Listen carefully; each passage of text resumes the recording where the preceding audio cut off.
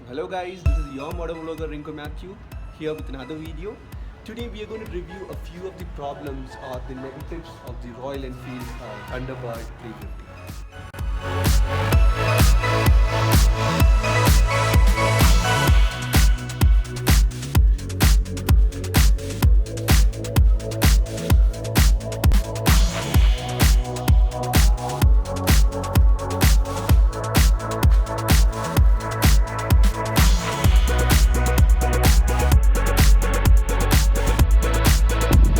First and the foremost problems that is highlighted about a Royal Enfield, rather when you're talking right now about Thunderbird, is the wheels provided stock on the Thunderbird 350, and both the 350 and the 500 variants, they are tube wheels and not tubeless ones. So if you manage to have a flat tire somewhere during your ride, what happens is that you're not able to repair that particular puncture with a normal puncture repair kit. You will have to find out a shop, then go disassemble the whole wheel and then get it repaired.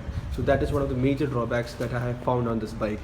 But certainly you have after sales or aftermarket tubeless tires that are provided or that you get in the market that you can replace with the stock ones, but it costs you around 10 to 12,000 rupees changing both the wheels into tubeless ones, and I'm not a great fan of changing stock things available on the bike. So that is the first major disadvantage. Now coming to the second problem, as I already mentioned in my first problem, if you have a flat tire or a puncture, you will have to disassemble this whole wheel assembly in order to cure or repair that puncture. But you have to consider the fact that the Royal Enfield Thunderbird, both the 350 and the 500 variants, comes with rear back disc brakes, and when you disassemble the wheel and try to put it back, usually most of the puncture repair shops have a very hard time reassembling this particular disc brake assembly. The design, I don't know if it's the design alone, the symmetry of those parts is such that it is very hard for them to reassemble or put back the disc brake assembly in the proper position. So that is the second disadvantage that I found on this particular bike. Now coming to the next disadvantage, as you all know, Royal Enfield bikes are known for the vibrations that it has on all of its parts. But as you can see, the meter console over here, this meter console, it vibrates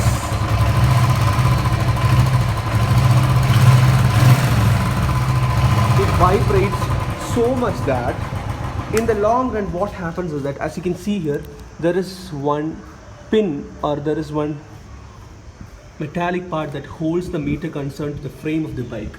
So what happens is that in the long run, due to the excessive vibrations, this happened for me at around 15,000 kilometers. So what happens is that in the long run, this particular metallic part just breaks off. It just breaks off, and this happened to me in the middle of a trip. In the middle it just broke off and the meter just came out.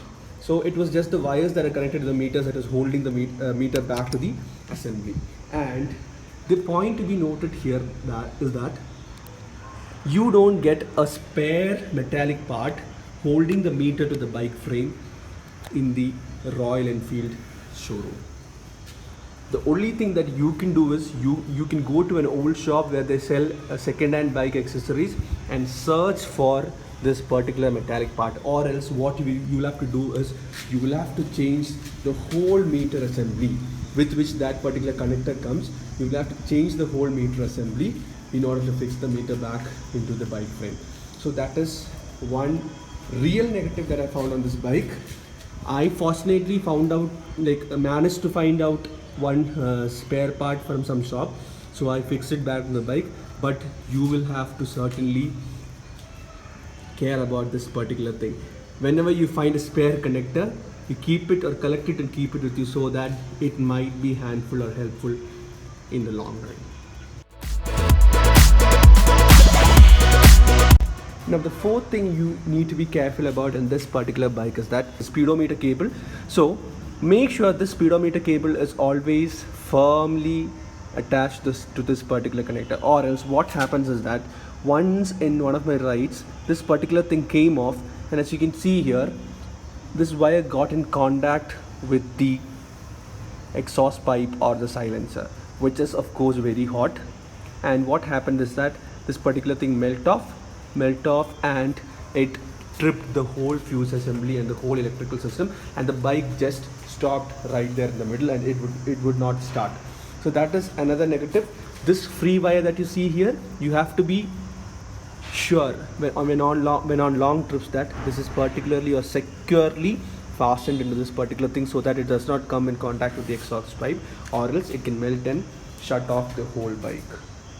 So guys, that were the few negatives that I had experienced so far riding this bike for almost 1.5 years right now.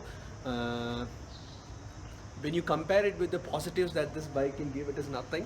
But I just made this video so that people who wanted to make a detailed study whether to own this bike or not would have a good amount of information regarding the negatives or the bad aspects of this bike. So if you like the video, please subscribe to my channel. So till I see you next time, it's bye bye.